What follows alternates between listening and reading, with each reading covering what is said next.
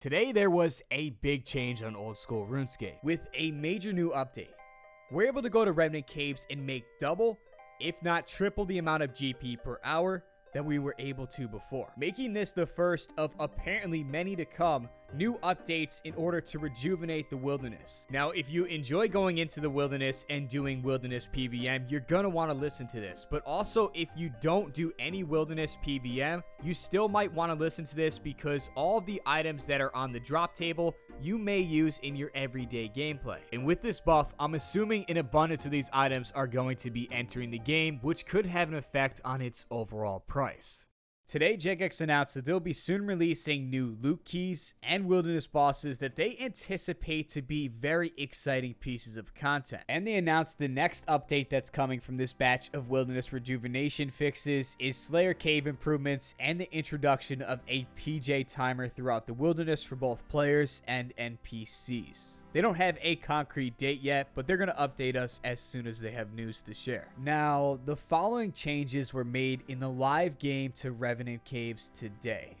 The number of Revenant cave teleport scrolls dropped has been increased from 1 to anywhere between 1 to 10 on the Revenant drop table. This change is going to certainly crash the price of Revenant teleports, making it cheaper for all of us to teleport there. One of the big buffs that was made to the Revenant drop table is now on top of their normal loot. They have a chance to drop a blighted item set. These blighted items will increase the average amount of GP you make per kill. But what really affects the amount of GP you'll make per Revenant, they just added that multiple item drops will now appear in greater quantities, which will directly increase the amount of GP you get every single time you defeat a Revenant. Jagex didn't release the exact number of percentage increase on each item, but we're going to find that out in just a moment. To help balance out the risk versus reward aspect of the caves following the rebalancing efforts, most drops from the Revenant NPCs are no longer noted unless you have an Amulet of Avarice equipped. The Revenant drop table increase wasn't the only thing they did to Revs. They also changed how Revenants heal. They now have a cooldown that begins once they have healed, preventing them from healing again for 15 cycles, which is 9 seconds. They are now guaranteed a heal whenever they attack while they're below half HP, so long as their heal is ready and not on cooldown. They can only heal themselves a total of 8 to 36 times before being unable to heal again. Along with all that, they've doubled the number of Revenants found throughout the caves, and all Revenants that you've defeated will now respawn 33% faster than they did before. To put the entire Revenant changes into simpler terms, they buffed the loot table so it's more profitable every time you kill one. They increased the total amount of Revenants in the cave so you can defeat them faster. They lowered the healing ability of each so they're easier to defeat. And they made the respawn timer much quicker so it increases your overall kills per hour, which in the end makes the profitability of doing Revenants significantly higher. Now, the first thing I did once I read the update was go to Revenant caves and try it out myself. I geared up in pretty good low-risk Revenant gear, and we hit the Rev caves to find out how much this buff is really affecting the game. I set a timer for 1 hour, and at the end of this 1 hour, we're going to find out the total amount of GP we've made. Is this a new moneymaker worth doing? And did Jagex make the right decision with this new Revenant buff? I'm risking a total of 236k plus my 1000 ether inside my bow. I've decided to use the crossbow, bulwark, salve, amulet setup.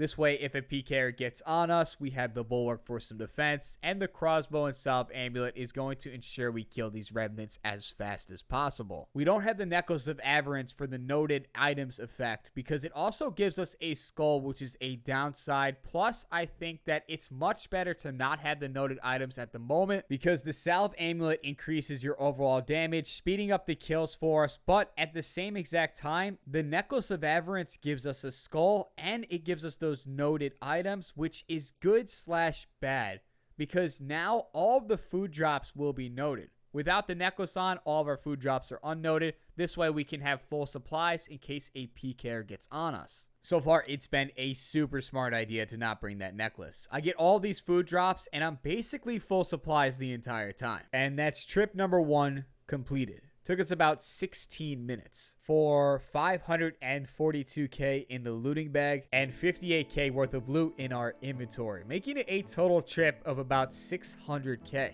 Not bad. Here's an example of a cool back-to-back drop, a bracelet and 2 rune plate bodies. And shortly after, a double rune plate leg drop, double rune kite shield, looking nice. Second trip completed. We haven't ran into any PKers yet. We got a total of 704k in the looting bag, along with 117k in the inventory. Oh, let's go. A double dragon plate skirt drop. Over 300k in one singular drop from here. Just about 50 minutes in, the first PKer out of the entire 1 hour session jumped on us. It happened to be Money, the streamer, and he was actually streaming while he was on us. Unfortunately for him, and fortunate for us, we were able to get away. I'm surprised that was the first time somebody tried to PK us out of the entire go. With our trip being cut short, we still were able to secure 773,000 GP in a short amount of time. The last moments approaching of the hour, we're going to go back to the bank, check the final looting bag loot for this, and then add up the entire thing and see how much we profited. So loot from 1 hour of killing Revenants with the updated buffed drop table is officially 2.3 million GP. That's not bad at all.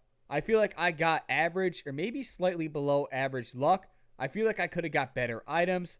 Also, you have a chance at getting bigger, more expensive items as well, like the emblems that are 5 million GP each.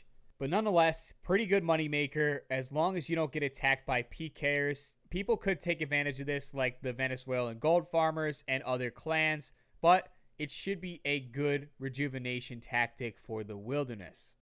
Now, Revenant caves weren't the only things that got some changes today. There was also some gigantic Deadman mode changes just released into the game as well. Now, I know a lot of you guys don't play the actual Deadman mode world. I know I don't play it nor plan on playing it, but it's pretty cool to see Jagex updating it for those people who do decide to play it. It's a cool game mode that's different than the actual OSRS game mode. If you haven't tried it yet, you can go ahead and try it out. It seems to be a really good practice world for the Deadman mode seasonals where you're actually competing for a prize.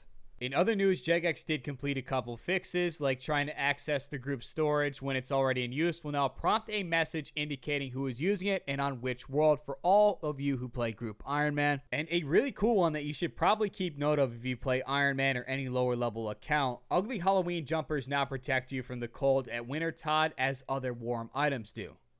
That's a pretty cool thing to know. Quickly before you go, thank you so much for reaching this far in the video. I appreciate it so much. So I'm going to toss one of you your very own range training set. This way you can train your range up and start defeating Revenants faster.